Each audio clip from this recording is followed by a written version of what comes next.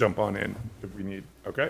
I think Nancy may be coming in, so. Yeah, I made Laura also a co-host. Oh, okay. She can let her She can in let her in. while I'm in transit, and then I Okay. can jump in a bit later. If someone shows up to testify, I'll get out of there. Yeah, that's fine. They can sit next to you. You keep them straight. Testify at the county just before you. So we are live or not? You're all good. Okay. Thanks for coming to the July 10th meeting of the Fair Access Committee. First agenda item is to adopt the minutes for the June meeting, which I've given everybody by email, but I've also got copies here for people if they haven't seen them. If we could have a motion to approve them. I motion that we approve the agenda minutes from our last meeting. Second? All those in favor? Aye. Okay. I don't know when Nancy will join us. We should probably let her do the UCAB because there have been some developments on that I wanted to make sure she gave you guys an update on that. So let's go to the next item, and Bob's here, so it'd be good to have a good dialogue on that. It ties in with Poolesville Day, but I also want to kind of give a broader perspective on it. So on the Poolesville Day committee, we've also been trying to work on coming up with ways to do a better job of incorporating farming and agriculture into the day. So one of the things we did was reached out to the Maryland Agricultural Education Foundation. They have two great education vans, but one of them is in the shop and the other one is out, so we can't use it that day. But they do have, and we've signed up for that, these little interactive booths that they set up that have games and educational things for kids. So we're going to bring that here. All the ag stuff is going to be at the end where the Jameson and the Anytime Fitness is. Obviously, we can't do it here anymore. And we've talked to your organization, Bob, about trying to get equipment. I think you guys were happy with the idea, but it's just busy time, so I don't think it fit. Is this on? So, yeah. So if you want to speak to it, that's fine. I just want to make one other point, and that is that I think your board was okay with us reaching out to individual farmers, and we've already talked to several, and I think we're going to get some equipment, probably 7 to 8 pieces of equipment up there, and we haven't figured out where it's going to be located, but it'll be at that end of town, so. Good. I don't know if you wanted to address it further. No, I don't know how close this one works. Yeah. The county one's really effective, so I would, just for folks that are online, I guess. The farming community really, MAP, Montgomery Ag Producers, and all the local farmers here are pretty much members of MAP, and also the eastern side of the county, all over the county. Lewis Orchards, Butler's Orchards, all those guys. And the breweries and the vineyards are members. But our guys, in September, they're just crazy busy harvesting corn, which is normally what they harvest in September, and then they go right into soybeans after that. And with the spring we've had, with the rain we've had, everybody's way behind. So they were enthusiastic about the town wanting to support agriculture and promoting agriculture because we are smack in the middle of the ag reserve. But the board was pretty much, gosh, we can't ask the guys to do this, you know. So I hope in the future we can do something, maybe some timing. There are some local farmers that have a lot of really old equipment that they've just collected over the years. Mason Gray has quite a bit. I've seen it. It's pretty cool. Billy Willard has a lot also. Yeah.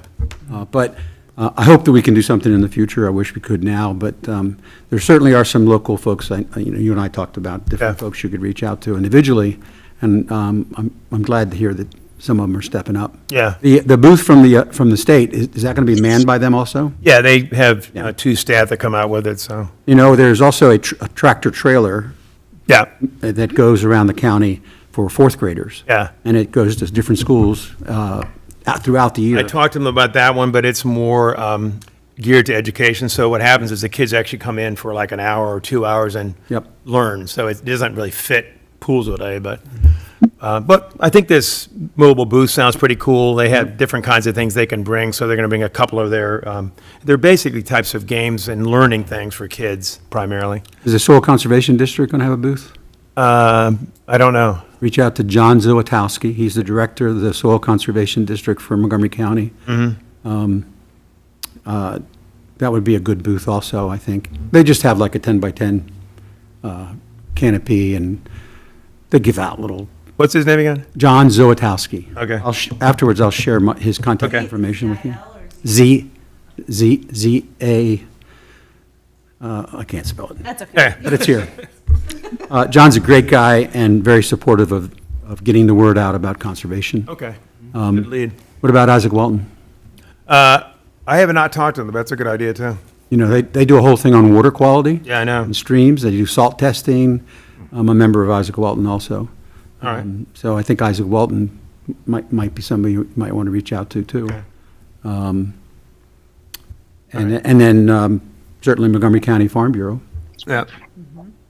would be somebody you might want to reach out to. That's, they have a president and 2 vice presidents, and then they have a board. They're a pretty big organization. So they may have, and they have an education program and stuff, and they do scholarships and all kinds of good stuff. Right. But they certainly might look at maybe being there to support agriculture. Okay. So, there you go. That's good. So anything else I can do along the way? One thing that could be helpful, Bob, when I talked to Sarah about this already a little bit, is that at Poolesville Day Breakfast, we're going to do some kind of recognition. We've talked a little bit about that, but usually when we have the breakfast, the first thing that happens is people come in about 7:45 and chat for a while, and we have a slideshow running a lot of times. And if we could get pictures of local farmers that you may have, or if you want to take some, that's fine, or even on their equipment, whatever you could have, and rustle up, that would help. Because we're going to try to put a kind of remodeling show there going before we get going, so. I will give you permission to go to MAP's website, and we have a whole photo gallery. Oh, you do? Okay. Pictures that I've taken all over the county, Didn't know that. from dairy to vineyards to, Cool. covers the whole thing. Oh, that's So really- there's probably 100 pictures there. That's Wow. perfect. And I've traveled the world taking pictures a lot, so, not to toot my own horn, but there's some good pictures there. I'm sure there are. I know you do. Are they all from the Ag Reserve or? Yeah, they're all, That's like perfect, It's right there. it's Montgomery Ag Producers or Montgomery Agricultural Producers. We have 2 labels for the website. The photographs anybody can look at, then there's a password side of it also, but you don't need that. But the photos that are on there, check it out.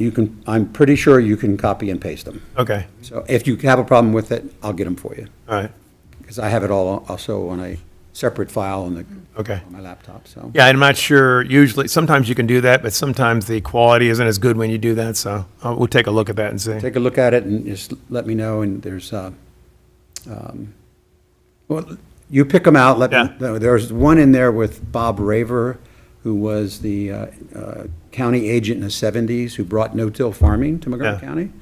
But Bob's passed away Yeah. since then, but there's pictures. Some good historical pictures then, too. Oh, yeah, and there's combines, 3 combines going down through a field, and cornfields, wheat fields, soybean, the whole 9 yards. That's neat. So some over at the base of Sugarloaf, all over the county. Is it a combination of sort of historical and current? No, it's mostly current, mostly current. They're good color pictures. No, not much historical in there. Our website is really, it's not really, the public doesn't look at it very often. I mean, our Facebook page, we've got like 700 followers, but it's all the politicians follow it and everything, We have a lot of followers on Facebook, but we don't interact with the public that much in that sense. It's mostly working with the county council, county executive, That's a policy. the 32 representatives in Annapolis, the governor, that kind of stuff. We work with all those guys.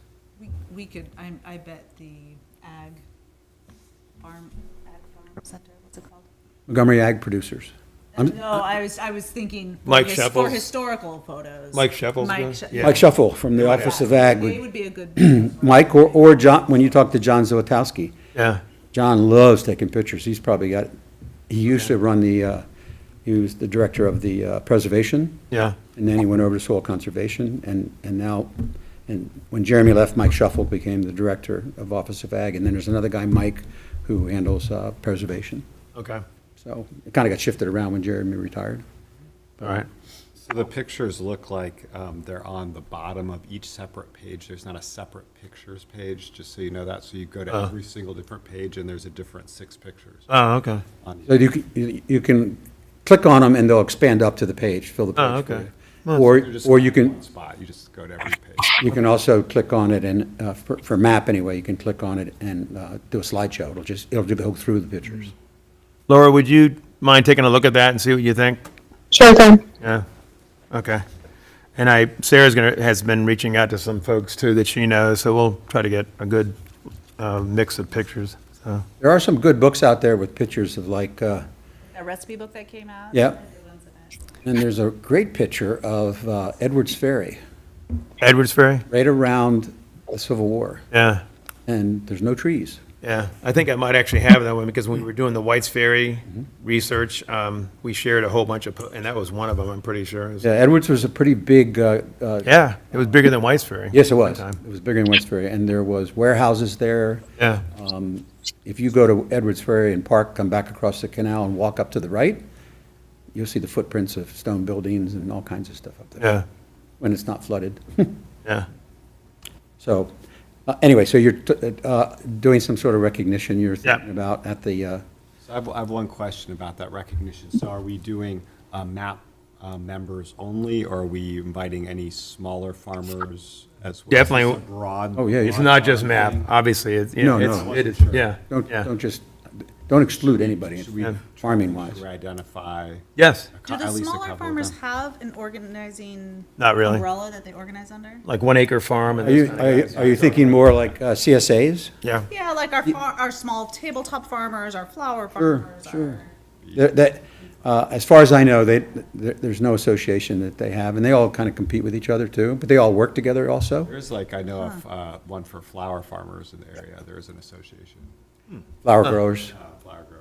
Yeah, you've got, Or it's a mutual, I don't know if it's Association official, of some kind. mutual beneficial kind of, Buy from one another, depending on that how kind of it is. thing. a good contact to get a list of the CSAs would be Sugarloaf Citizens Association yeah. or MCA. Yeah, I Carol. talked to Steve about that the other day, Findlay, I was at. He should have a list, meeting, so- they should have a list. Okay, I think almost all the CSAs up here are members of okay. Sugarloaf or Montgomery Countryside Alliance.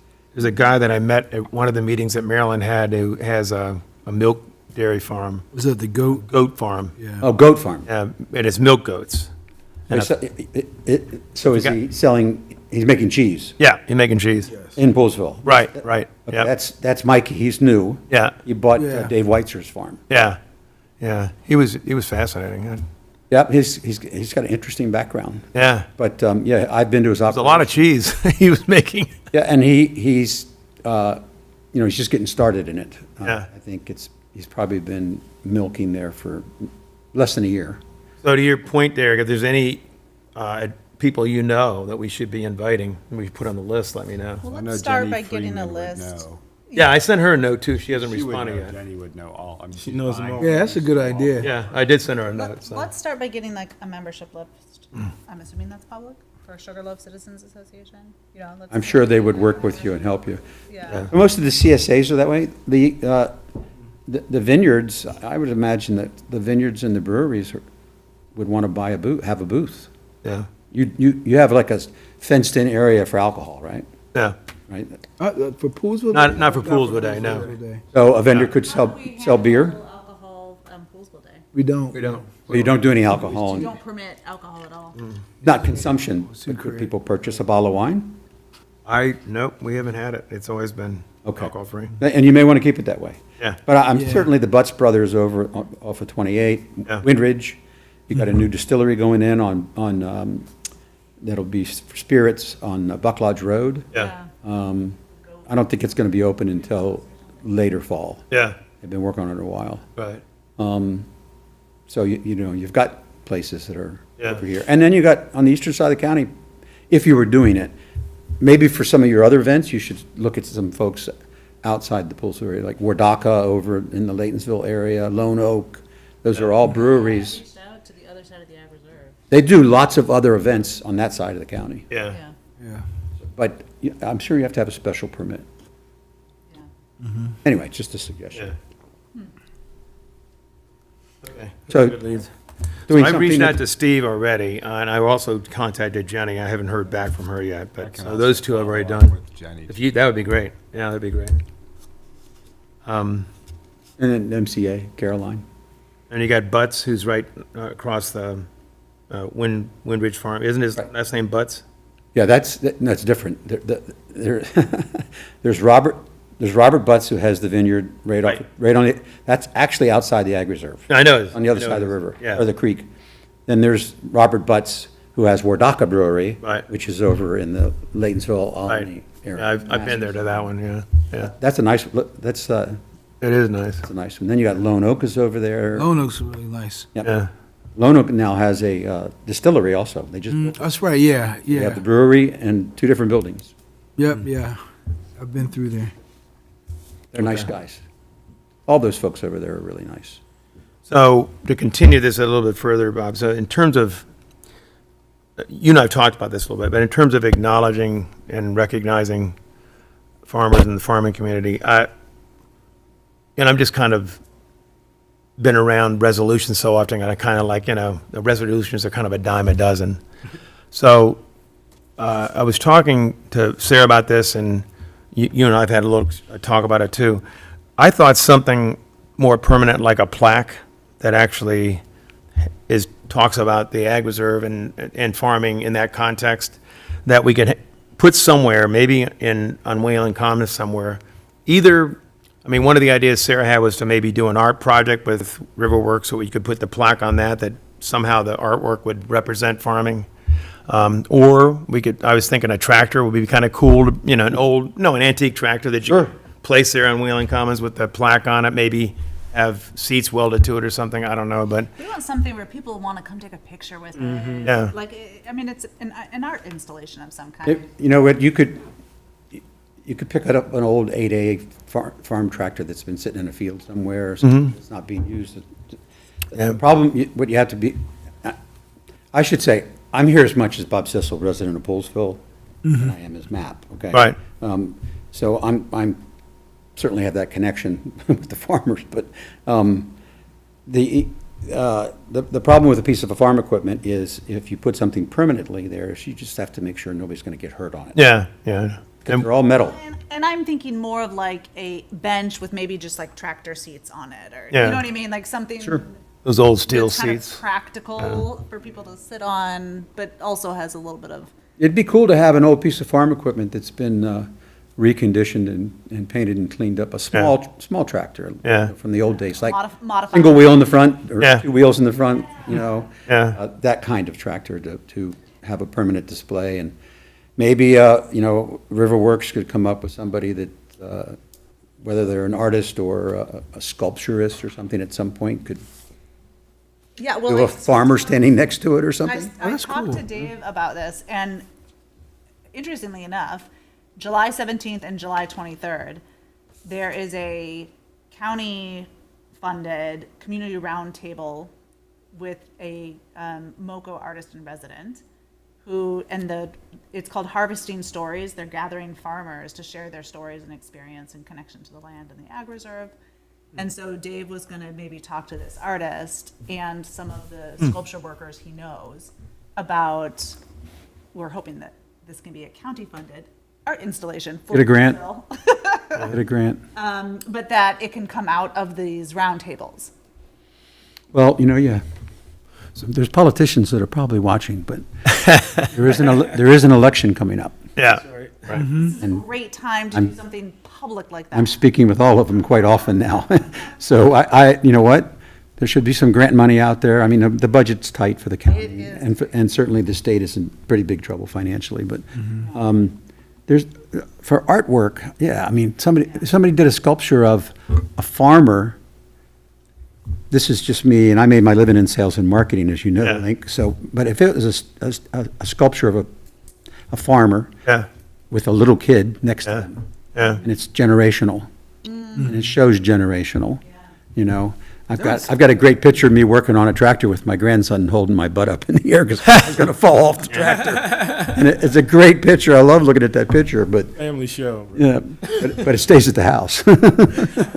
So we may not have that part of it in terms of totally figured out. Oh, yeah, this is But having down the the road. plaque that, okay, that we can actually unveil and say, this is going to be permanently displayed, how we're going to do that, we're still working on, and then we could have some event in the fall where we actually Or do, whenever the art installation. whenever it's is completed. done, where we could actually do the, If it was a plaque that somehow showed the agriculture reserve and, Map, like an engraved map, yeah, kind of. and then just talks about what kind of agriculture has been going on in this area since 1750. yeah, You know, I mean, soybeans didn't exist here yeah. until the 80s, 70s and 80s. They didn't even grow them. But Corn and even wheat acknowledging, mostly. Like what Native Americans were growing before we ever arrived, you know, kind of tying it to Absolutely. the longevity of the land.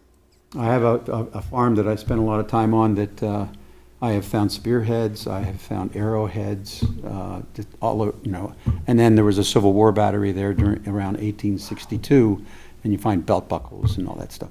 Yeah, Jordan and I have found my grandson, just walking through the woods, and there's an arrowhead sitting on the ground. You know, it would be nice, I'm just thinking too, like a mural that captures time. we talked about that too, Yeah. as a, maybe at Like high on the school, inside or wall like or over there. something. You could do a mural that A would mural do that that. catches it from the Yeah. Native Americans all the way up to present day. How about both? Huh? We could How do, about- how about both? we could No, do I'm saying both. capture the whole thing. No, that's, I'm saying, how about we do a mural? yeah, we talked about a mural. I think it's a and good an art idea. installation, only because. Oh, yeah, more I people definitely both. see what's out there on Wayland Yeah, I'm saying Commons to than support inside. If you look at the history of agriculture, you go back 10,000 years. Yeah. The Native American Indians were Yeah, no longer nomadic, and they were growing crops. that's right, yeah. It would All the be way good. through, and, you know, rye whiskey is native, Yeah. that's Maryland's whiskey, growing rye for whiskey, Pretty cool. so.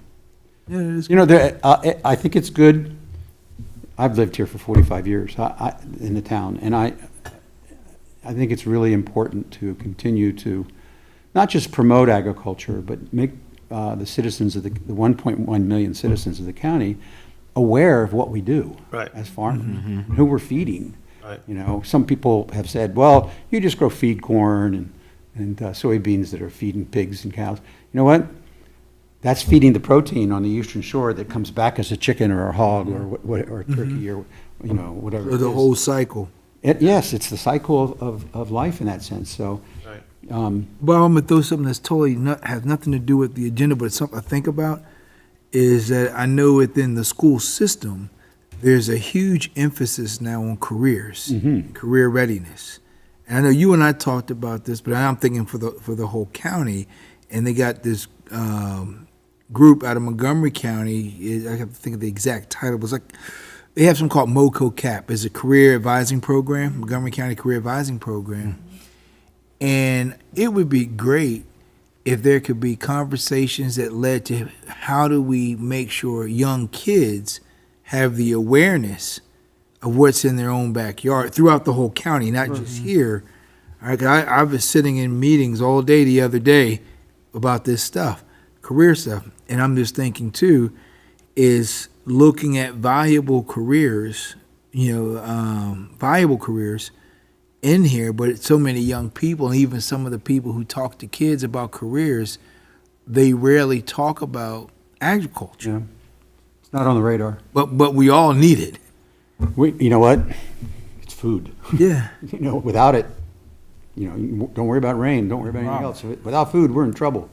That's why we fight so hard to hold on to the land, in that reserve, and not have it go into commercial uses, because And then the cost of nobody's feed. making any more dirt. Right, that's right. It's important. You and I have talked before about, you know, my background in talking at the high school level, but I think the kids, such as Poolesville High School or the middle school, get them a little earlier, would be fascinated if they got inside a compound. Now, we have a couple of local farmers here that bring kids out, classes out, private schools, all the time. Butler's Orchards, they bring out kids all the time. But we have a couple of local farmers that bring kids out for the whole day and let them go around the farm.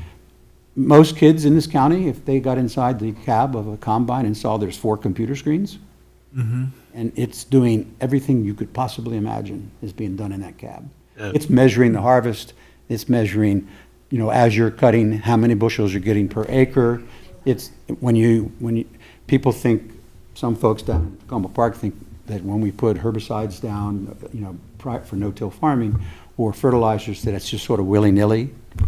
it's an exact science. You know exactly from soil samples throughout that field what soil needs what nutrients at what point. And it's the second most expensive thing we use. So you use the least amount that you can get away with. You want to keep it really low. And our farmers document every ounce that they use is documented in their nutrient management plan. So the science of it is fascinating. I mean, it's just fascinating. It does sound that way. Yeah, I'm not kidding. 3 or 4 computer screens in a combine. Yeah. Probably 2 in a tractor. Are there agricultural professional development programs in the works with Like MZ? internships, almost. Well, you know, Yeah. I think there's a rather large push in the county for trades. You know, I always tell young people, go to college. I mean, there's nothing, having a college degree is you're going to meet people from all walks of life. It's a great experience. But that doesn't mean you need to be a computer program. You can be a plumber, heating and air conditioning guys make 6 figures. You know, you can make a good living doing the trades. We, as a county, abandoned the trades in the late 70s and 80s. So that's coming back, and if Yes, you and go that is- through, there's a movement for that to come back because there's such a huge shortage of trades. Just, so here's a thought, and I won't monopolize our time, but here's a thought, and I'll start with Poolesville. I'm just thinking, I was just going over with my team, going over the Montgomery County's strategic plan for 2025 through 2030, and there's a whole lot of focus, direct emphasis in the strategic plan about the career piece and the exposure, and from elementary school all the way up. And I'm thinking here in Poolesville, how can we, and I've thought about this for a long time, is how do we leverage what's in our own backyard to expose our local kids to these opportunities to learn more about agriculture and all the related fields within that. And so maybe I'm gonna get my juices going, and I will definitely this time give you a call and put our heads together. I think you will find farmers are very open to bringing kids to their farm or that would take time to come to a school and lecture and give a lecture about it. The average age of a farmer in America is 59 and a half years. Right. It's aging out. And a lot of kids go away to college, come back and say, Mom, Dad, I've seen how hard you worked. Yeah. It's not for me, I'm gonna go do something else. And that's okay too, nothing wrong with that. But I think it's important. We don't have, in the past 30 years, education-wise, we have lost Pipeline. a pipeline for filling those. So when I was a kid, every summer, you were out making hay, you were working for the farmer down the street, whatever you had a job every summer, farmers would always hire you. It's just not the case anymore. The kids don't want to do it. And I think the kids that are doing this all day long would be fascinated the inside. It would blow them away. It would blow them away. I can understand that, Bob. I spent many summers making hay, and Oh, I tell yeah. you, it's not a lot Hard of work. fun. Hard work. In the old days, it was those bales like this you were throwing up into the hay mow. Oh, So and you had to hook. that was hard. You had to. Now they have conveyor belts to take the bales up. I know that's a little easier, but I think tying this back into the Poolesville Day and really doing the promotion and the acknowledgement. But then I think we can't stop with just Poolesville Day. There should be ongoing efforts. And so even when, whether it's a statue, if it's a, whatever we do to complement whatever the artist in resident might do, and I'm thinking about some of those large festivals that we have throughout the year, that might be another time to add to it. But if we're going throughout the whole year with putting something out there, constantly putting something out there, so it's always top of mind. All right, and I think you look at how do you build that awareness that's consistent, So We it's, want to keep the ag reserve. huh? If we want to keep the ag reserve, farmers have to be allowed to be profitable. They have to be allowed to farm, and there's people coming after it all the time. Right. And we have to let them do what they do, and they're very good at what they do. There's nobody, and I know a lot of farmers. I have never met anyone farming in Montgomery County that is not super protective of the soil. That's all they have. Yeah. So, Dependent on it. you know, you go out and you see that, you know, anywhere there's a swale, it's part of their nutrient management plan, it's also part of their soil conservation plan.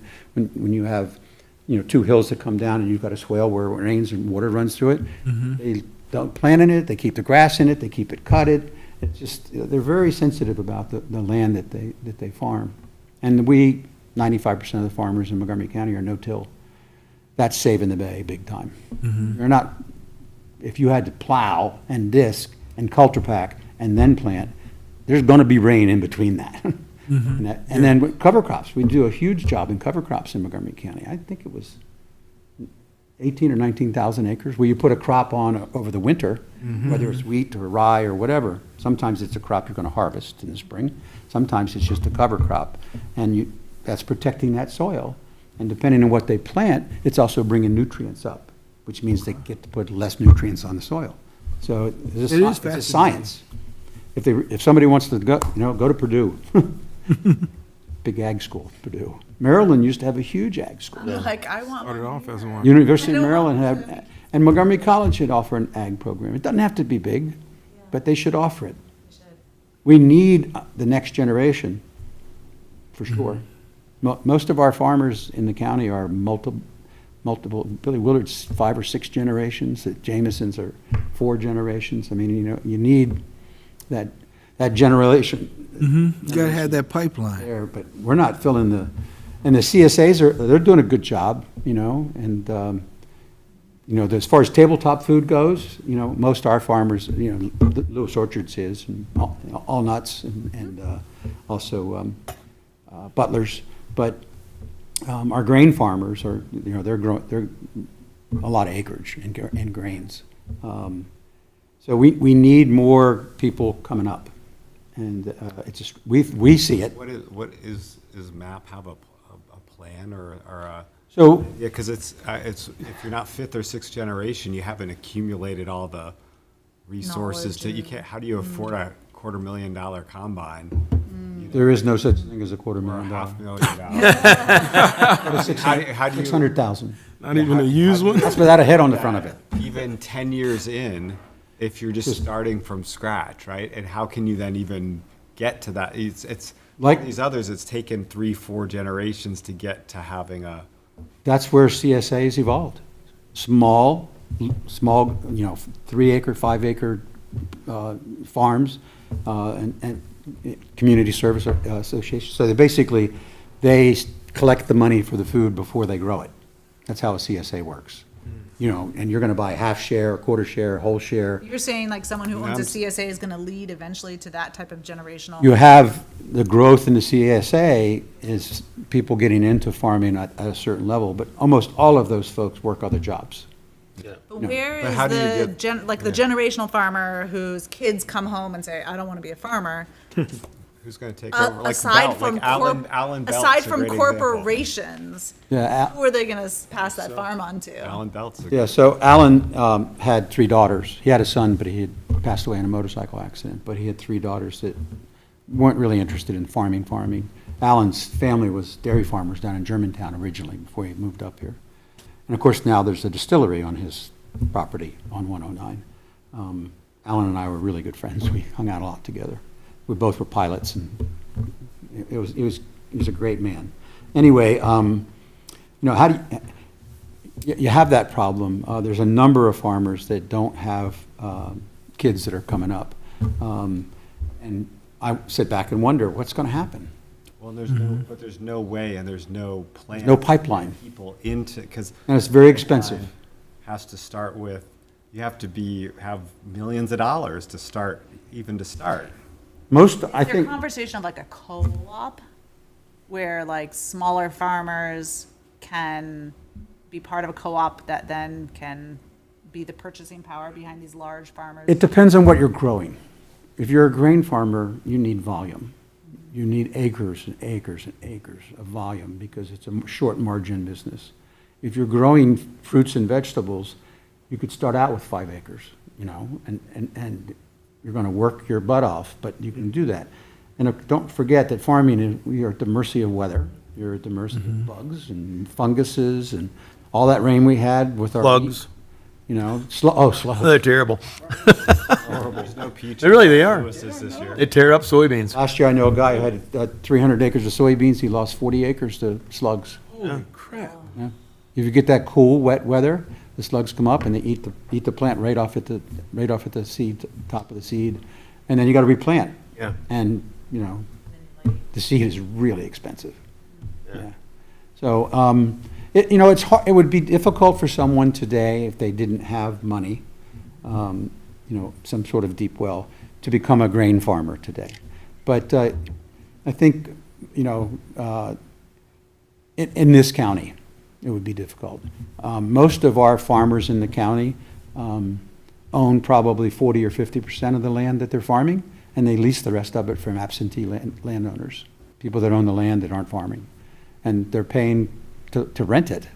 And that's one of the competitions with solar right now is that, you're paying $150 an acre to lease a 100-acre farm to farm. Solar comes in and says, we're going to put up a 2-megawatt solar field. Or now with the new law that got passed in the State House this past year, they can build a bigger field. It's no longer limited to 2 megawatts. Our solar bill from 2021 was capped at 2 megawatts, no class 1 and 2 soils, and a conditional use for park and planning. This bill that got passed in Annapolis, the ag reserve is limited to 5% of the land mass. So 93,000 acres, 5%, 4,600 acres could be used. If we lose 4,600 acres to solar, it's going to be a big problem for the farmers. How much is actually farmed right now? In the ag reserve? How many acres are your? So I guess you have to look at it different ways depending on what you're growing. I mean, there's a lot of guys growing hay.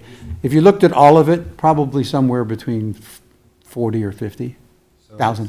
So it's actually 10%. Would be solar because they're not cutting trees down or. Well, actually, they just there's a state law that's in the works to allow them to cut trees down Oh, for really? solar. But I'm saying, Hasn't I passed guess yet. If you're coming in to do solar, you're going to come into what's the cleared land. That's what makes it cheaper to do. And so if you use 4,500 of already cleared land, which is what would be farmed, it's actually 10%, right? Yeah, it's a huge loss. 5%. And you know what? So under 2 megawatts and under, it comes under the county zoning, which is ZTA 2001, which allows 2 megawatt systems, can't be on class 1 and 2 soils. If you want to do something bigger than that with the new state law that passed this past year, PPA areas, prime preservation areas, they got a law in there that said you can only use 5% of the land in a PPA. Ag reserve is a PPA, okay? There's other places around the state that are PPA areas. They're not ag reserves. They're just areas where the counties said, Frederick County has one over by Sugarloaf. It's 3,500 acres is a PPA area. Now, you can only use 5% of that land for solar. That's the state law. But that's not preserved land. It's not in preservation. It's not ag reserve. It's just a potential future area. And some counties have done that. Other counties we really worry about the solar. We're not against solar. A lot of our guys have solar on their farm. They're just worried about losing tillable land, of a quality tillable land, to solar fields. Is it limited to soils of a certain class? The state law has no class in the soils at all. You can use any class soil you want. So it could go on 1 and 2. Class 1 and 2 is the top soils for growing product. Our county bill is, it has to be 3 or worse. It goes from 1 to 8. Mm-hmm. So it's going to be a challenge for us. That's why we were against the bill as it was written. We thought it could have been done differently. If they had said 2% in the PPA areas, that would match our solar bill that we have right now, the county bill. The 2% would have been the same, would have been about 1,800 acres, which is basically what our county solar bill says. Our county solar bill is limited to 300 megawatts in the ag reserve, which is about 1,800 acres. Depending on the quality I sit on the board of a nonprofit solar company. I've been to Africa and done solar. I've been to Haiti and done solar. When we passed that bill, 2021, that bill solar panels were like 450 watt were the best, highest quality. Now there's 700 watt panels out there. You can do more energy on smaller footprint. So today, actually, you could do more solar. The county bill is capped at 300 megawatts in the ag reserve. Outside the ag reserve, it's not capped. You can do it. Why is it capped? We got that when the solar bill came to the county council. That's a county bill, zoning, ZTA, zoning text amendment, specifically for the ag reserve. And we battled back and forth, worked closely with the county council. We had a committee that met for almost 18 months. I was on it, and we ended up getting a bill that said, okay, 300 megawatts total in the ag reserve, which would be, back then would be about 1,800 acres. No class 1 and 2 soils. Those are the prime soils for growing crops. And a conditional use, meaning that Park and Planning had to approve of it as a conditional use. Solar field like that, so that's what that ZTA was. The state just passed a statewide bill which overrides our county bill. They have jurisdiction to override it. Now, anything bigger than 2 megawatts in the ag reserve as a PPA area, anything bigger than 2 megawatts has to go to the Public Service Commission. So they still have to go through, anything less than 2 megawatts goes through the county. But, and the Public Service Commission in the state of Maryland is probably one of the most powerful organizations in the state. They're the only organization that can override local zoning. Even with our bill in the. They did, three Yeah. times. And right now, there's, prior to this bill in Annapolis, there's 2 systems. One is 4 megawatts, the other's 3 megawatts, that are in the final stages of, we've testified on it, we've been to all the hearings. Some of you have been to the hearings over at the firehouse. Again, I want to be sure and be clear. Here's Bob Sissel, but the farmers, they're not against solar at all. Some of them, when the first solar bill got passed, they went to the electric companies and the solar companies and said, hey, I got 12 acres back here, you could put a 2 megawatt on. It's crappy soil. It's back close to a wood line where the deer eat everything anyway. So, and it turned out that the power company said, no, we're not interested. Oh yeah, that's one of the things that I testified and argued about when the county solar bill got passed. Am I boring you guys? No, I think it's fascinating. I'm just thinking. I am riveted. Yeah. Okay, so, boy, it's a long time since someone told me they were riveted. Usually people get bored with these discussions. So in order to do solar, you have to have what's called 3-phase wire on the telephone poles out on the street. If you have 2-phase wire, which many of our country roads are only 2-phase wire, you can't put a solar field. The system can't take the energy in. So you have to have 3-phase.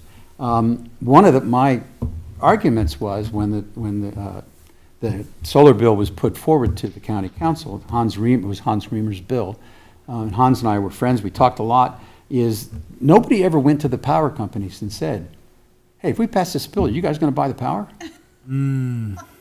So Potomac Edison told 2 farmers that I know, we're not interested.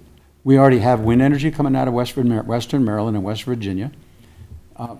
We're already buying and producing what we have to do based on state and federal law. They have to buy solar. It's expensive. It's more expensive than regular energy. So it's a problem. And basically, the Potomac Edison said, we're not interested. Well, when do you think you would be? We're already meeting our quota. When would you be interested? We don't know. Well, can I get on a wait list? Yeah. How many people are on the wait list? It's proprietary information. We don't share that. I mean, it was literally, it has to work in conjunction with the power companies. Who owns the power lines? We have three power companies in Montgomery County: Potomac Edison, Pepco, and BG&E. BG&E's over on the way eastern side of the county. Mostly it's Potomac Edison up here, mostly, although Pepco's not far from here. They're closing power plants. This new power line that they want to run from Pennsylvania across through Frederick, and Carroll County and all that, that's a huge issue to some farmers. It's going to cut across their land. So that's another issue is distribution of energy, which is a problem. But Brian Fellman, who's the chairman of, who is a good friend, we sat on a nonprofit board together for housing, not public housing, but for housing for homeless. And Brian's a great guy. So he's the chairman of the Energy Committee in Annapolis. And part of this bill was for expanding solar is on him. He shared with me that there's a consortium of states, I think don't quote me, but I think it's 11 or 13 states, Mid-Atlantic and up. Yeah, and Maryland is the worst of all those states when it comes to energy production.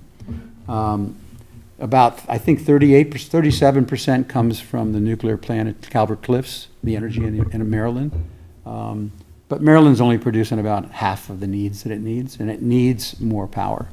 So solar is to meet the state goal, which was to have clean energy production, wind and solar pretty much, because there's no hydroelectric here. Are they looking at nuclear? Well, I'm going to get to that. Oh, okay. So those two clean energy systems, I think they want it to be, in 2035, to be about 14% of the energy produced in Maryland would come from solar, and they're way behind on the solar number, and that's why the state bill came out. And also, there's a distribution issue of, we're buying power from Pennsylvania. Infrastructure's not there. It's not That's gonna- how it's set up to be, though. It's not about Maryland being separate. Like I'm very much against what I feel like is. Like we each have to produce our own No, energy? this or- is like there's solar and business interests that are trying to get solar projects into production that aren't even needed, basically, or even being able to be fully accessed, because there's plenty actually of power coming from other states, and it is all tied together. It's not like if we produced more power in Maryland, it's not going to Maryland. It just goes to the consortium of states. It's all split up anyway. And so it's just a lot of this is fear mongering. Oh, yeah, I mean, during, What Brian's saying is like, technically it's true Maryland's not producing the energy, but West Virginia's producing it anyway. They're actually producing a lot of wind and clean energy. they are out in the mountains of West So Virginia. it's not, and But there's it and is there's a form whole, of economic development. well, and there's a whole queue of projects anyway that aren't even being able, that they're slow walking through. So they're just trying to get all these projects into the queue to get approved, but they don't even know. I mean, there's going to be need, but then you need the transmission line to even make it work. So if you don't get the transmission line in place, so it's really complex. And I feel like someone like Brian is oftentimes trying to be like, oh, well, we had to do this. They didn't have to do this. He just had the Senate president, who's a owner of a solar company, tell him he had to do it. He's not the owner, but he works for solar. Works for a solar company. He's an attorney. To do it, right? So there's a lot of politics in play here. That bill, It's that, not just about what's best for Maryland or the farmers. of course, that bill, Just need to put that out there. well, thank you. I try to walk a fine line with that because I have to work with all these politicians. And they might be listening. But what you just said is in fact true. And See you later, Chuck. the bill actually came from leadership in Annapolis at the Senate side. And the leader of the Senate, since Brian is the chairman of that committee, it got dumped in his lap. Now, so is there a problem with energy in the state of Maryland? Without question. Is there a problem with distribution? The energy we have is not being distributed properly. Would I use the term in negotiating that of there's going to be rolling blackouts if we don't do something? Solar is not going to fix that. Solar is always going to be a small part of it. It takes a lot of land. Farmers look at this and go, look, there's 3 college campuses in Montgomery County for Montgomery College: Tacoma Park, Germantown, and Rockville. Why aren't those parking lots covered in solar panels? Why isn't the building? Why don't we look at Home Depot and those guys and say, look, we're going to give you an incentive. Put solar on your parking lot, put solar on your building. Somebody new wants to come, although Montgomery County's not been particularly friendly to business, and that's why Northern Virginia has grown so much. But we've got 20 data centers that are going into Frederick County. You got data centers that are going to go into the Dickerson Power Plant. There's going to be a lot of data centers all over, and they need huge amounts of electricity. Not just for the racks and racks of servers, but for cooling. It's a big deal. You need a So, lot of water also, right? yeah, well, it depends. Depends on what you're doing. Like, certain systems, they need water, but it's self-contained water, so it's going out and getting cooled and coming back. So it's not like you gotta pump it out of a river or creek. If you have the ability to pump it out of a river, that's great. That's another way to cool the system. But then you have to have huge filtering systems to protect the pipes and stuff like that. Right. But I think, in answer to your question about, to get to, Nuclear. and I don't think Brian would be shy about sharing it, that the nuclear discussion is going to be in the next session of Annapolis, and it's going to be big. The small portable, what they refer to as portable nuclear plants that are under 300, they're 300 megawatts or smaller. Those plants are the latest technology, and I'm told if we built 9 of those plants, that each one produces about 300 megawatts, 9 of those plants in the state of Maryland, we would be 100% producing all the energy we need. So would likely one of those spots, locations of one of those 9 be Dickerson? No, That's, no, because what's planned for Dickerson, the 800 acres in Dickerson, at the power plant, where the power plant is, Montgomery County owns 175 acres in there. That's where the leaf compost facility is. That's where the incinerator is. And I shouldn't, I don't want to speak for the folks that bought that place, and I'm somewhat familiar about what they're doing, but yeah, there's going to be data centers there and battery storage. And the battery storage is containers, they put them in containers. And this bill in Annapolis was also about battery storage, it wasn't just solar. The battery storage, Storage as in like they would put, battery waste? no, this would be batteries for energy. So, Oh, to store energy. because if you're doing Got solar it. and other things, you have to be, it's able to not a store it in constant something. production, you have to Yeah. store. so there's no, currently, there's no solar going into Dickerson. It's, I was talking about nuclear. right. No, By the river, it's, oh, yeah. it's already, They've got it set up for the, so a lot of that land in there is actually zoned agricultural. There's industrial area, that's where the, if you, it's public knowledge, you went to the county, you could see it, that they have plans for a number of data centers to go in there. And so the data centers and battery storage is what's planned for that industrial area. There wouldn't be room for a nuclear plant there. So, Can you give me a sense of how large of an area one of these Google it. small? I don't know. Okay. I don't have a real answer for that. Yeah. You can Google it. it'd be, They're building 2 of them right now in America.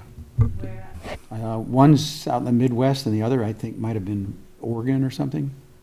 I'm surprised Oregon would allow it, but pretty liberal state. I mean, they're all over Europe. You know, France generates 70% of their energy from nuclear, Yeah. you know? And Like, it's not- we haven't built a nuclear plant in almost 50 years, I think, 40 years, Yeah.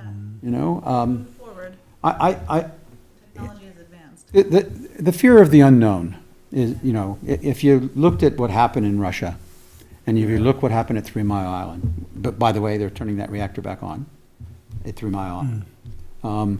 But if you look what happened, that scared everybody. I mean, we had coal plants running everywhere, you know, and natural gas plants running everywhere. Coal plants are closing. They can't afford to update them. No one's going to build a new coal plant. Go to China. They're building like, I don't know what it is, 200 coal plants a year. I mean, they're opening them every other week. They're opening up a coal plant. They're not really necessarily concerned about environmental. They need energy because they're growing, and industrial-wise they're growing. But we're not going to get coal plants built in America. Nuclear is going to be what's going to really be on the. So I think you're going to see probably in the spring in Annapolis a big discussion on nuclear. Probably go to a summer study where they'll bring a lot of people in to study it during the summer. It'll be a process. Even if they decided tomorrow to build a nuclear plant, it would be 8 years or 10 years before it would be done. Long time. Now, I'm not a nuclear engineer, so those are dates that I've been told. Right. But I think There's nowhere else to go. We're never going to get it with wind, and we're never going to get it. And I support wind and solar, without question. I sit on a nonprofit solar board. But we do solar in third world countries where there's no electricity. So we go and put in solar and wire a schoolhouse or a clinic, put in computer workstations, the whole 9 yards. But nuclear is going to, I think that's going to be the future. On the, There, I've just wasted, as they said on NPR on a Saturday morning, you wasted a whole hour listening to No, me. it's just stuff to, perfectly good hour listening to car talk. Looking at our run of show, we do have Kevin Addicks coming. Yeah, Kevin's Secretary great. of Agriculture. He's the So Secretary of Agriculture. somehow we'll have to work him into whatever we do in terms of a recognition, but we got a little time to think that through. Looking at it, though, I think the one area that, and Nancy commented on this too, that we got to focus on is what do we start off with? And we normally have a video, and we have one now, but I don't think a video is the best way to start that morning. What we were thinking about, and Ed, it's kind of in your lap, I think, to some degree, is having maybe a beginning where we actually have a panel on inequities or, existing inequities that still are things we have to address here. And it doesn't have to be all of the inequities we know of. It could be one or two things that we highlight. But, we still have the swimming pool, and that's an inequity. We haven't got that. Trying to get the done. bubble for that. Community center. We have transportation issues that are still significant that haven't been addressed. So, Have you costed out the bubble? yeah, it's about $4.5 million is what we're thinking it's going to cost. Yeah. That includes first-year operating costs. So it's about $700,000 for But operating that's staffing it costs. for the winter, keeping the pool running all the time. Yeah, it's Energy that, energy. costs, all that. Yeah. All those things. Yeah. So, yeah, it's a lot cheaper than bricks and mortar, but it's not cheap, obviously. right. So, but I wanted to get your take on, Nancy's point, and I think she's right. It would be good to start off with that rather than to have, and we can always introduce the notables there right after that. But what you're thinking about how to make that, I put down some ideas, or Yeah. I wasn't trying to say that's how we got to do it, so. No, I think looking at the inequities and the challenges that still exist, I think there's acknowledgement of the things that have moved forward, but I think some of those bigger issues are still very important. I mean, I think the transportation, I think also when I think about transportation, I also think about transportation for seniors. Right? And I guess I'm still on this, there's not enough service for seniors on this side of the county compared to all the different things, opportunities are available for seniors in other parts of the county, even when they have that transportation trip that they take seniors up to New York to do things, but that bus isn't coming down here. All right, and so, but I think there's one piece, and then with the transportation is, I know there's some improvements to the ride-on, but there's not enough when you look at folks who might try to go work, our teenagers who aren't driving, who need something that's more reliable. But yeah, so anyway, to answer your question, I think the transportation is a big one. I think we keep putting the pressure on for the community center and clinic Right. in case if something opens up and we're shovel ready, right, that let's, slide us in if somebody else is not ready who's been slated. Has the town set aside property to donate to it or sell it? Or We might have 15 Yeah. minutes, For so, the and that's community 15 center? minutes to do it, for a panel. Are Yeah. you talking about the community center? He's talking about the land, Yeah, Oh, yeah, the land. Oh, yeah. where the dog park land is. is- It's where the It's already skate park gone is. through the Okay, county. cool. Yeah, The town's already donated, essentially, we're ready. they're renting it already to the county essentially for $5 or some cheap. So- amount, so. Yeah, So the county, what about, would the county have to pay for the water tap? And, I mean, I'm trying to think about things you could do, not you guys, but the commission, you Anything commissioner, we can do, we're doing. Yeah, to incentivize these folks. Well, again, I'm here as a citizen of Poolesville. Right.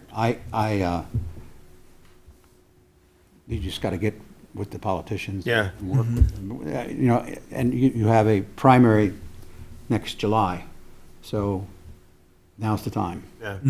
You want to get somebody's And you commitment. got a county executive who's having his final CIP, and you're hoping that he's gonna want to make it as glorious as possible. And if that's the case, maybe we can get the pool bubble, and maybe we can slip the community center from FY '30 up earlier. Well, That's, he's running for at large, right? Yeah, but he's still going to want to, I think he's still going to want to produce a budget that's, does as much as he can. So, I meet with Mark every 3 months. Yeah, I went to high school with Mark. Oh, okay. But I would say,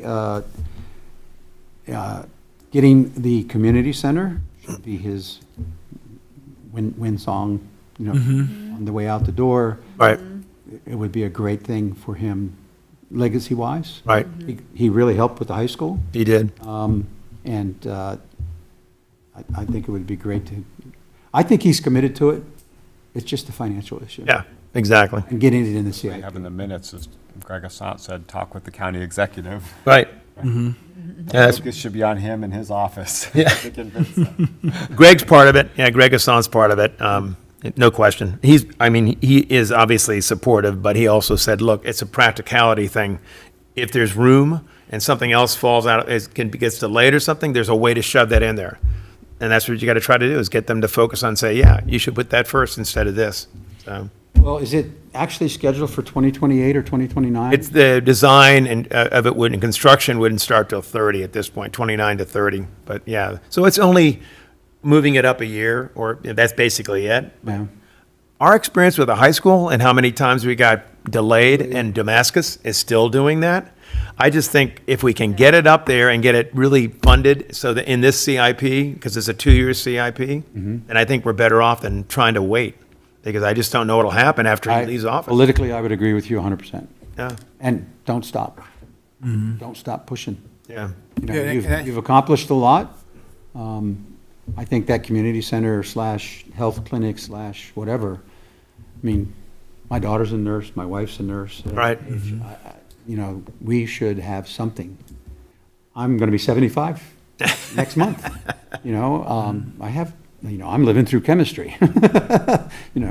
The idea that the older folks here in town could go and get their blood pressure checked, maybe get a blood test done, those sorts of things. And most of them have, Medicare or Medicaid or health insurance. Right. It's just getting and driving down to Gaithersburg, and Dr. Dugoala, they're swamped over there. Yeah. He needs a bigger space.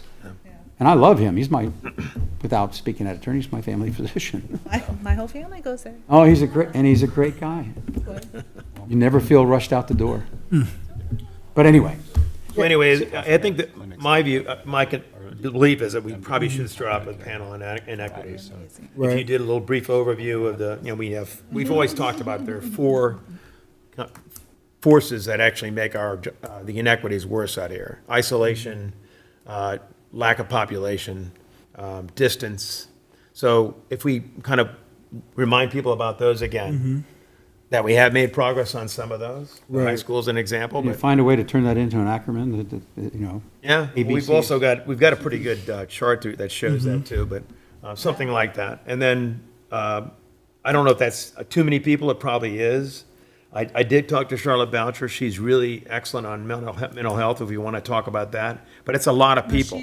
She won't be able to participate. No, she will not be Here's- able to be I was there. looking at that. What I was thinking about is maybe with Katie and Melissa, Yeah, I was gonna say, have right? them talk I think about- they could tag on when we talk about They health. can if they can. So what I would do a little I think you should have differently, No more than 3 people up there, because it's not a lot. yeah, Yeah, what I would do a little differently is, well, we have need for community center and clinic, yeah, right? I would say community center as well as the ability to promote whole person wellness. right. Right, and when we talk about whole person wellness, we're not just talking about that medical side, but we're also talking about the mental health side. Right, you got and so it's. I know when we did what was it, the POC, Right. and we talked about being able to have, because there's no, it's hard for folks to access mental health support, but having a space where even if there was a therapist that wanted to come out and help folks who had that need, having that location. And so just being able to tie that in there. I think a few years ago, Didn't she just say this morning at the Chamber of Commerce meeting, and she said that they have those 2 social workers who are They do. doing mental health, but they're there 3 Thursdays a month, Right. and it's always booked full. Right. And so just being able to have Yeah. someone who's out here on a regular basis. So I think, Drug and alcohol counseling, for, not just for Yeah, that's a kids, whole for nother adults thing. too. All that. Anyway, Like one it's focus really, is I'm good, not right? trying to tell you what to do. I'm No, just it's kind of okay. leaving it up to you, but, yeah, but I think as a team, we sit here and we look at what makes best, what's the best thing to do Right. in a short period of time. Right. What are those messages? in a short period of time. Right. What are those messages in a short Hey, period now, of time? what's going on? Niall, are you, it sounds like we got a reflection. Hang on. Is it your, oh, okay. It's a light reflecting off my bald head. Ed, I think if you concentrate on the community center clinic, that can touch all the things. That can touch seniors. That can Right, touch mental health. Yeah. That can touch whole person. I Right, mean, yeah, that's what I'm physical thinking. health. They give you a marketing technique? I mean, that doesn't touch on the pool bubble, but touches on all the other. right. Does. I think it would be better to have someone from the seniors addressing the pool bubble rather than our younger swimmers, only because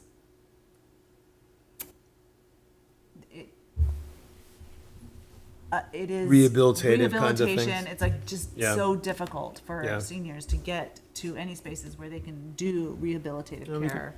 Maria might be able to do that. I was thinking about Maria. I agree with you. I was thinking about Maria. Yeah, because Maria runs the Poolesville senior exercise group Right. out of her yoga. And then she's the studio. president, right? Yeah. With the Yeah, Poolesville so let's have- Seniors. And I think if you just have essentially Katie, Melissa, and Maria, keep it small. And Mm-hmm. I we think- can, But I do like link with transportation. That's in there too. yes, but I also think Maria could talk about transportation, because again, that's a big Yeah, I could, senior I could get her up to speed on it, sure. issue. But part of the transportation, though, is not just to seniors to get the programs, it's also to get people down to medical services they need. And Yeah. that piece is really. I think there's that. But Melissa and Katie could Melissa, also they talk could- about that. They could talk right? about that, too. Yeah. It depends. I'm 'cause saying those three women essentially deal with all Yeah. of those issues. Yeah, It that's just just, depends how many questions you want to be able to ask people, because in 20 minutes, yeah, it's not a lot. that's like Yeah. 2 questions Yeah. forever. What I was thinking too Which is why I thought is we would limited come up with the people. questions. And so let me go back. Mark, I want to hear your marketing piece, because I know you're a master marketer. So what are you going to say? Not a master. I think that company did very well. Yeah, I think you could. I did too. clean that- Yeah. Yeah, the North Face, we did very well, actually. Well, when you speak of something that's planned for the future, you speak of it in the presence. This is me, I'm talking to those folks, and you want to talk about the community center. We are so pleased and happy that but sometime between 29 and 30, we're going to have a community center, and that they're committed, the county is committed to doing it. We hope we can get it done earlier. We're willing to work in any way possible to get it done earlier, but it's nice to know that it's on the books and it's going to happen, and that the county is committed to it. Because you're going to have Mark there, you're going to have, Andrew's going to be there, all the folks that are running the Evan's county already- executive. All the county executives. Evan's going to be managers there. You guys should be looking at this. Is he gonna He's come coming this to, time? Will's coming. You- Said he's coming. We'll have them all there. Will called me twice today about meeting. So, yeah, they're all running for county executive. Right. And then there's a lot of folks running for county council, because if those people are running for county executive, they're not running for council. Right. So there's going to be a lot of new blood. Yeah. So, I just always found if you speak into it as if it's already done, that the commitment is there, there's no backing out, it's harder for politicians to back out. So you keep driving it home. Instead of saying, the panel saying, this is why we need it, saying this is what it will accomplish. Yep. Is that- So this is the We're plan. so happy that we're going to have it, and we're glad that the county's committed to it, and it's going to be funded, we hope, before 2029. But this is the problems it's going to solve for us, and these are critical problems. Rather than we need it to help. Make them stay committed. What about the things that are not committed to yet, like transportation and pool bubble? Well, transportation is a huge issue in the county, and all the focus is down county. And 2025, or 2050, the development from Park and Planning, the plan, what Montgomery County is going to look like in 2050. So that plan was done, you guys are aware of that, right? Yeah. Yeah. So that's building in the corridors. Yeah. Georgia Avenue, it's quarter buildings so that transportation hubs will be there, like the subway and all that, and the new Purple Line and all those things. That's where they want the development to be. So there's less cars on the road. People can walk to work or take a bus and a short drive to work. So that's where a lot of the development's going to be. And that's where all the focus of infrastructure is going, for roads, for bike lanes, for everything. So budget-wise, as always, we are out in left field. So when you talk about, transportation for seniors, you got to be the piece of corn that's stuck in somebody's tooth. In other words, you have to just keep grinding away at it. You got to make that person, that whatever representative it is, that you cannot be left behind. We've been left behind too long. It's not acceptable behavior. We're paying taxes just like everybody else. Right. The county tax on my income is not less here than it is down county. Do we have is there a way to look this up? And it's too much, by the way.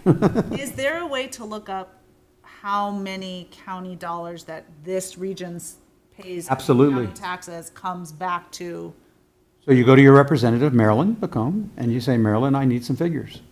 And that would be, her office would get that math for you. It's on a computer. That would be really powerful data for us to- It's actually more complicated than that. Of course it is. And they'll make it as complicated as possible so they don't have to Yeah. give it to you.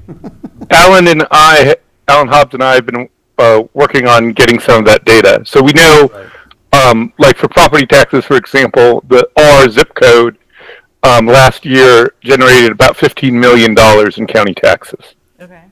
All right. That's a And then- 20837 zip code alone. Correct. Okay. And then That's the it assess- outside of town. yeah, that includes it's 2,500 residences. Yeah. So this isn't counting business taxes and any of those other things, which are more complicated. This is just residential. Yeah. There's 2,500 residences in our zip code. About 2,200 or 2,100 of them, just under 2,100 of them, are in Poolesville itself, are in the corporate limits.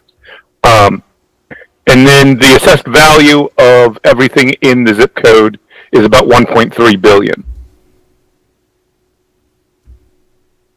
And then what method are you using to track how many of those tax dollars are coming back? That's what we're trying to figure out. So that's the part that takes more math. You have to figure out like taking we know like a little bit, like we know what we get in tax duplication. That's very easy, but there's other questions like how do you factor in what fair access is accomplished, like the funding for the high school and all those other things, funding for the community center. That's a future thing. But figuring out what we get back from it is the more complicated part of the math. Because it's not just X's and O's, so to speak. It's not one for one. You know what I mean? Well, I think also when you're working with these folks to get funding for certain projects, you need to take into consideration that you're going to have 100 new houses here in town in the next 12 months, 18 months. It's that average probably 4 people per house.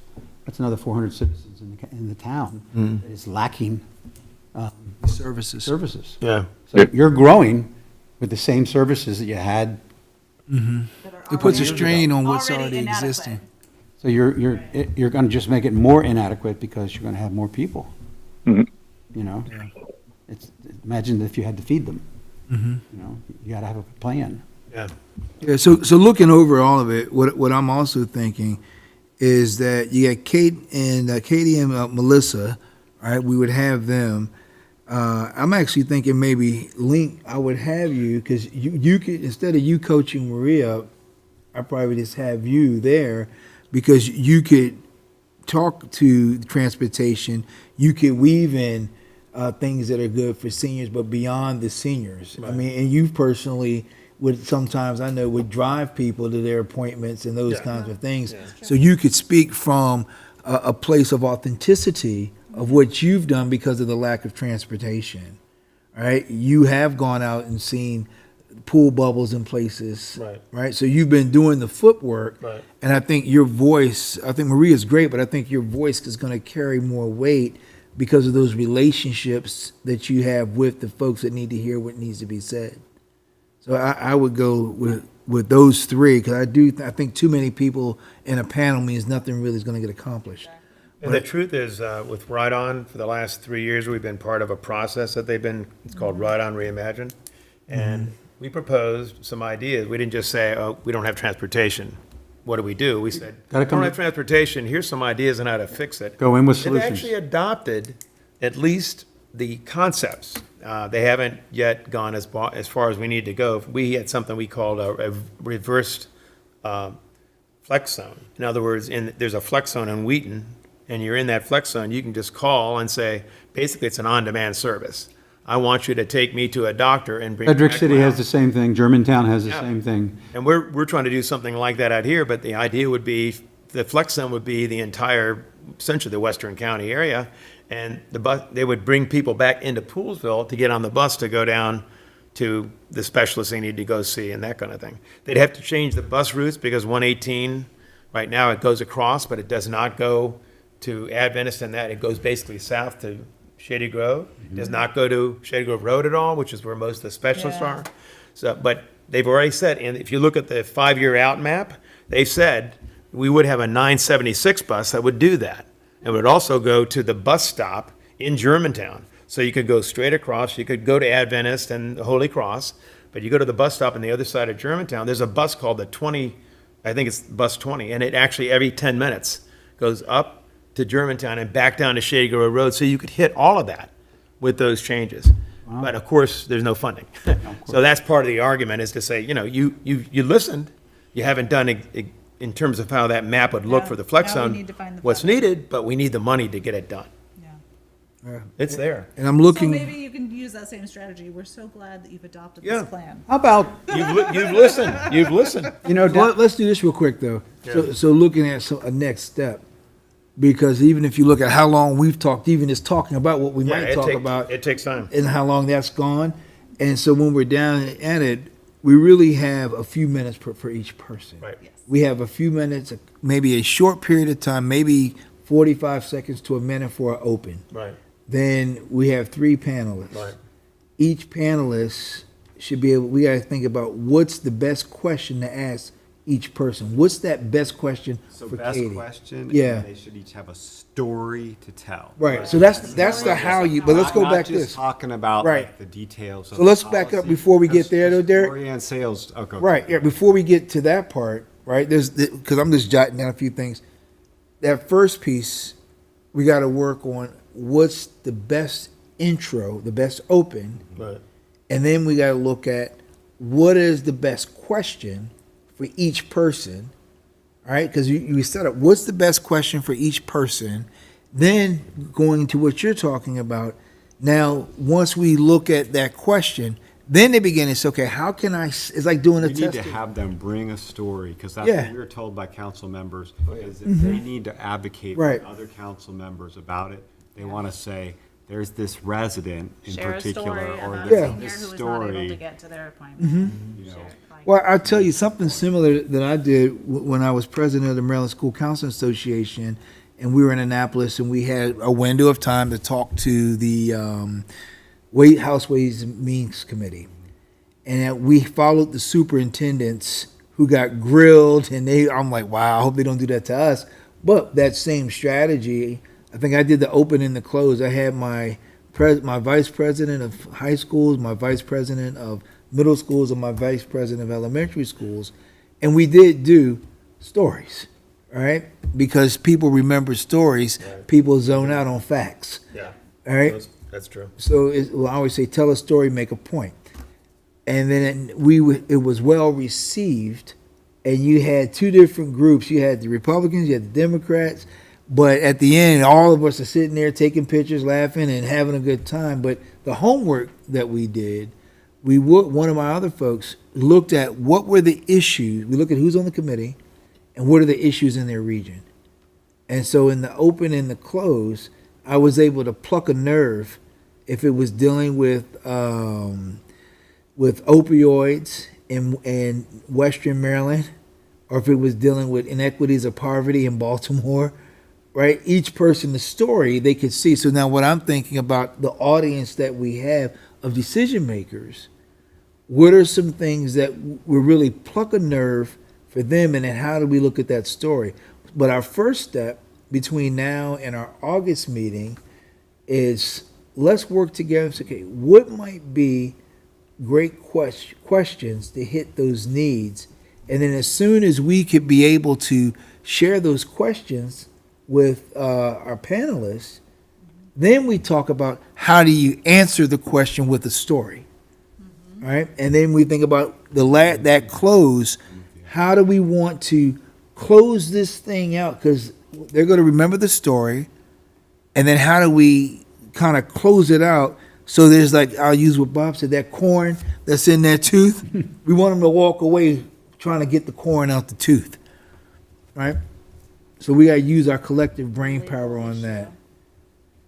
And that might be something that we generate through email so that by the time we come back here in our August meeting, we've already kind of polished it up and we're not starting with, hey, let's think of a question. Yeah. No, we Right, need to for work on it in September. between then. The only thing we're not covering, though, I think, is still the pool bubble somehow. We've got to- Well, see, this is where you come in, Link. Okay. When we talk about, We're talking about transportation and pool bubbles in relation to seniors. No, you could. we could talk about, well, so what I like is the need that's being met, right? And so we talk about in the present, here are the needs that are being met.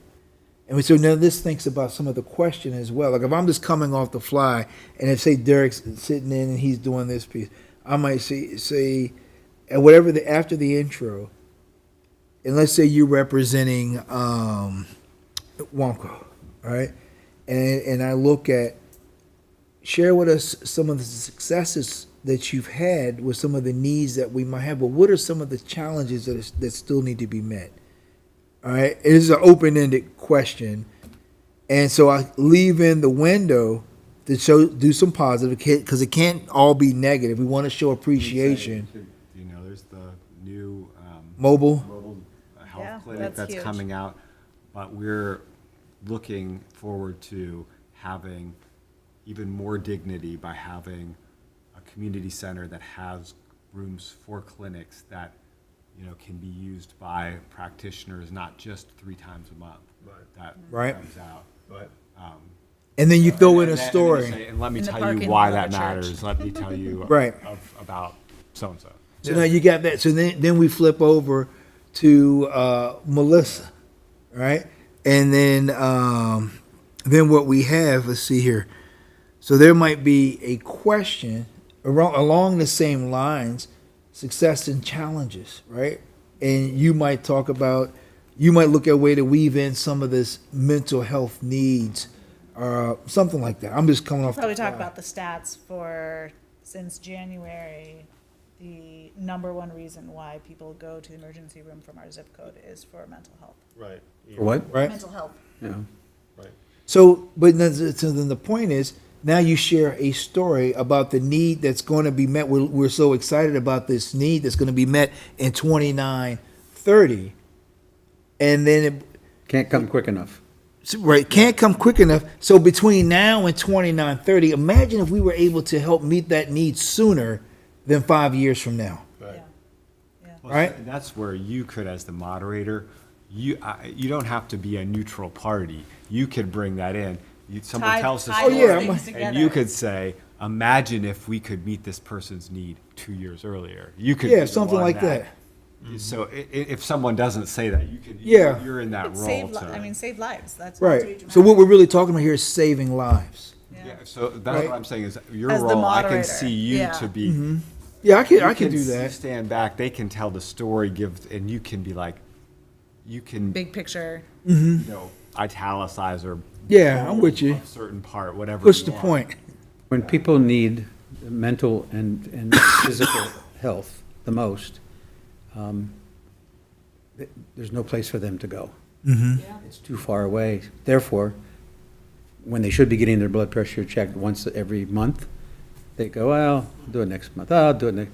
You know, as elderly folks, they just put it off until it becomes a serious problem, and it goes into transportation and having the clinic. Say the case managers. They go hand in hand. If we can only have to move them 2 miles to get to a clinic, here. So imagine the As impact. opposed to going 20-minute drive down. Right. I can't Also, tell there you are- how many times, just my own family, I've put off going, 'cause I don't want to drive that far, and then it escalates into an emergency. Yeah. Case managers that's here is saying, how come the problems are so bad here? That's why. That's a serious. So now watch this tie-in. Things are so complicated. The needs are so many and complicated. She's like, it's not even like that down in an area that we think is more poverty-stricken. Katie's like, well, if you've never been to the doctor in 30 years, you know. Yeah. So, and then there might be a question that goes to Link, because I would probably start with Melissa, Katie, then Link, right? Kind of working in that row, because then it's, when it comes down to Link, you're able to tie in some of the things they've talked about, but then it might be, say, Link, you've been helping folks in this town, in this region for a long time, whether you're driving folks to the doctors or you're going to check out what other neighboring communities are doing, and then ask you a very similar question about what's working, what's not, right? And then that opens it up for you to go any direction you want to go in. Right.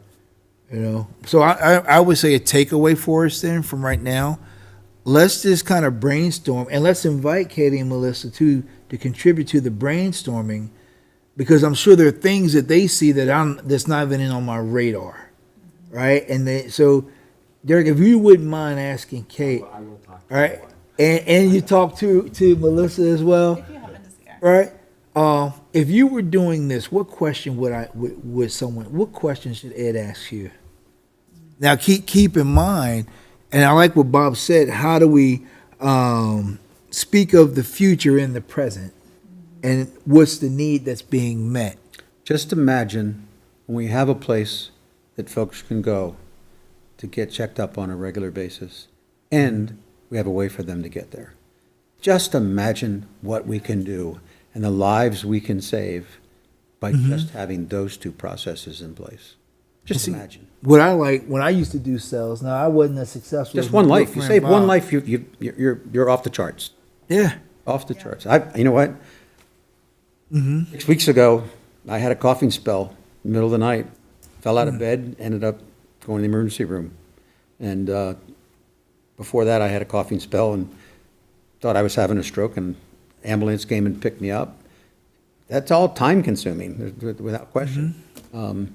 We're lucky that we have a fire department that's 2 miles away. Yeah. It's very responsive, and their budget was getting cut because of another fire department that opened up. One in Hightstown. Yeah. Hightstown, yeah. They're cutting their budget.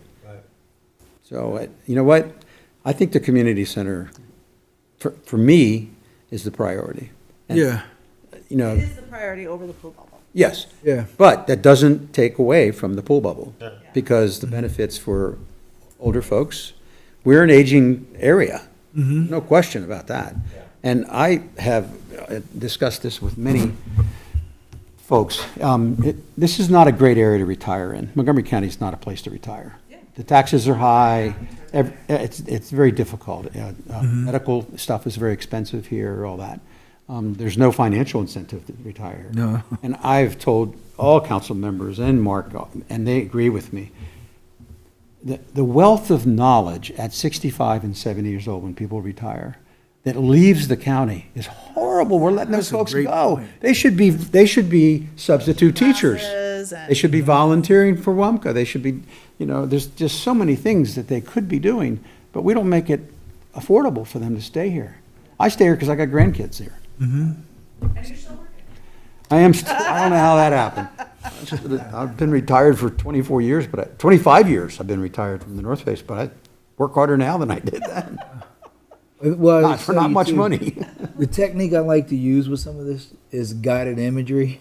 I use a little bit of that, and you talk about the imagine, right? And then you're telling the story, but you're visualizing the story while it's being told, all right? And then if there's a way for the politicians, the decision makers, to be the hero in the tragedy, They like being the hero. They do, and you know what? Have you ever spoken to the owners of Poolesville Physical Therapy? Yeah, oh, yeah. Oh, yeah. Just I be went there. curious if they have a Pat story Hess? of someone who was not able to get the therapy they needed because they weren't able to get to a pool. Probably happens a lot, yeah, Her actually. name's Pat Hess. Yeah. They're overbooked. Nicely, I used Yeah. her for, I used Pat also after I had knee surgery. Yeah. I had both shoulders redone. She did therapy on both of those, and Yeah. but anyway, All right. you guys, you know what? Thank you for all that you guys are doing, because where would we be without you? Well, you seasoned folks had to lay down the foundation, so thank you all for laying down the foundation. Yes, that's exactly it. I do think you guys have done a lot. Gosh knows that high school, when Mark got elected the first time, and I got him to come up here, and just to get that done. Every time I drive by that school, I just smile. I remember when you and I talked about his listening session, and Yeah. he said, "I'm going to be in Up County, and it's Germantown." I said, No, "That's not Up County. Why can't you come to That's like Poolesville?" And he Mid said, County, maybe. "Okay, I'll come to Poolesville." I said, And that's when Catherine Bellavo was then head of WUMCO, and I thought she did a bang-up Yeah. job. And a couple other people spoke up that night too about transportation. yeah, About- we it had, was we had amazing. dinner at Bassett's, and then we went over to Yeah. the high school. Yeah. Like each person carries the torch for a little bit. Yeah. It has been a whole. It was community astounding. Oh, there's no question. But at the end of that night, he said, you guys made a good point. On the high school, I agree with you. He said, I can't fund that, but if it's in the budget, if they propose it from MCPS, I will support it. He was That's the there. weird thing about the school systems in the state of Maryland is the counties in the state fund it, but they cannot tell Right. Yeah. how they can spend it. But we Which is also know how that works. There's some leverage Absolutely. you have. You have leverage. Right, right. It's called a knife. Cut. But you know what? I think getting the clinic / community center is awesome. You know, right smack in the middle of the center of town where the skateboard thing is perfect. Anybody could walk to it. Right. Down county, you can get chits for taxi cabs. Right. For elderly and mentally and physically challenged folks. I have a sister that's physically challenged and mentally challenged, and she used to live in Enwood House up in Wheaton years ago, and now she's back here, but in Germantown. And there's a nightmare. My sister was living in St. Louis. Her husband had epilepsy. He was ill. He's had epilepsy all his life. He got cancer, passed away. We moved her back east. Well, she said the day after the funeral, I want to go back home. I want to go back here and live with my brothers and sisters. Try finding a place that quick in this county. It is an absolute nightmare. What a learning curve. Trust me, every council member I've ever spoken to since she came back east has heard my story about how insane it is to try to find a place for I built like a residential home that has some support. Yeah, she's in an apartment house called Churchill on 118 in Germantown. It's secure building, regular apartment. She's 70 years old. She's my kid's sister, but she's 70. I take care of all her stuff for her. My sister and I take care of it. One other quick, do you have Yeah, something? just before we close, I just wanted to let you know, pass on some information about ice raids that are going to be, they haven't been happening so much in Montgomery County. There was someone that was apprehended in Gaithersburg, I think yesterday, but they're coming. It's not a if, it's coming. They're coming.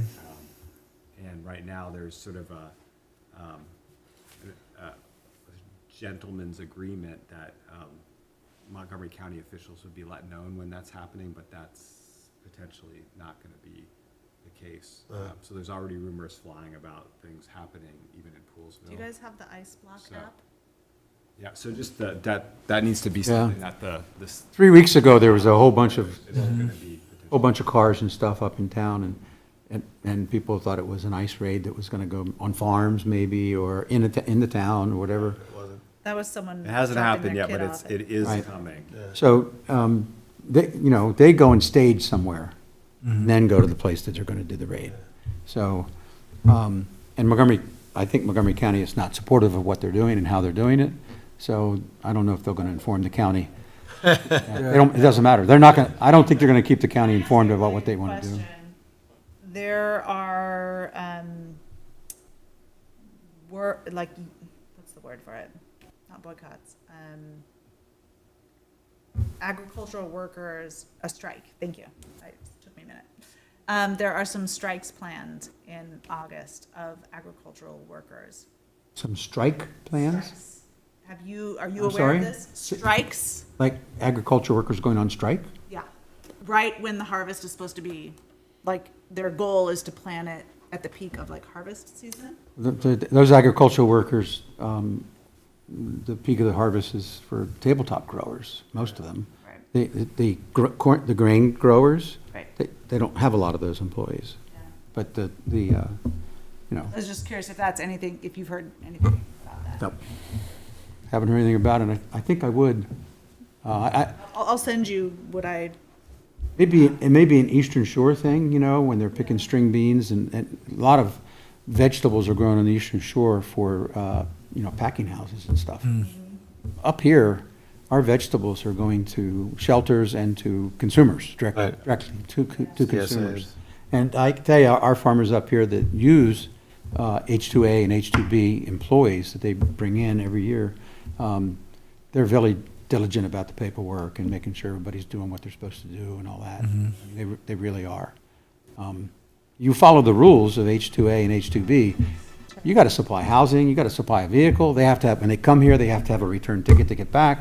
And I know, I can tell you of one farmer, I won't mention his name, but he brings the same folks back. They live in Mexico, same folks back for like over 10 years. They come back every year. He's gone to Mexico, to the village where they live, and spent a week with them down there. Yeah, the Hillcrest Center, who sort of is in the immigration support in the county, they're actually going to come out and do one of the tours because they've have no idea about immigration out in this area. So Katie's going to do one of her tours. But they were saying that everyone needs to have that paperwork accessible in the right place, or it doesn't matter if you have it. Yep. If you don't have it, like it needs to be, all of this needs to be lined up and like accessible, like I don't know Quickly. if it's on you at all times or just very. They're required to have a document on them, the worker. But the people that hire them, especially these folks that use the same folks every year, they're very diligent about making sure, because then you don't have to train the person. It's just different. It's like, you just gotta be, there can't be any, If they, I have to go get my document. Nope. over here, or They're gonna- I need to go and find it in my file cabinet. Too late, they're gone. yeah, there's not much flexibility, I think, when it comes to how that program is being run as far as arresting people. And Well, yeah, we'll see. I don't know if it's would impact, but it's coming. I haven't heard anything in the agricultural community about it I was at all. trying to- No, there's no talk about it. So, Okay, well, thank you for coming tonight. yeah, it was really Dialogue. informative. Yeah, It definitely. was good, appreciate it. I was just gonna come and talk about agriculture, but you know what, it was very informative. brain about I was gonna say, it's good to pick your brain anytime we can. It really is. Well, it's very old, That's why it's good to pick it, right? There's a lot of stuff. and it's stored good in for me there. to exercise it. Anything further you guys want to cover or need to cover? After the official meeting's over, I do want to say something. Okay. But Okay, are we done now? I'm done. motion to adjourn. I'm gonna, Second the motion. if you guys are official, I'll stop it now. Here we're voting, so I just All- second your motion. All in favor? Yes. Aye. Okay, thanks. Is he here? No, he's at home. He's home now.